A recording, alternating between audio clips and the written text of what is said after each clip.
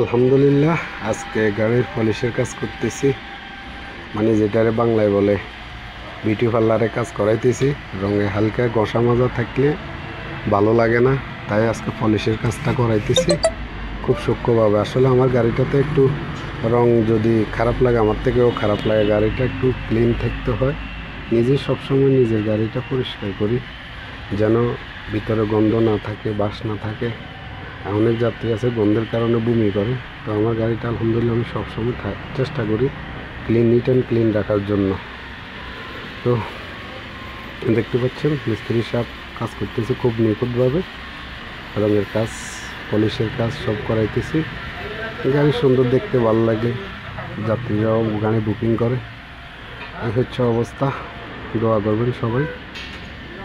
আর গাড়ি লাগলে অবশ্যই যোগাযোগ করবেন ফর রেন্টে কার থেকে, ইনশাল্লাহ।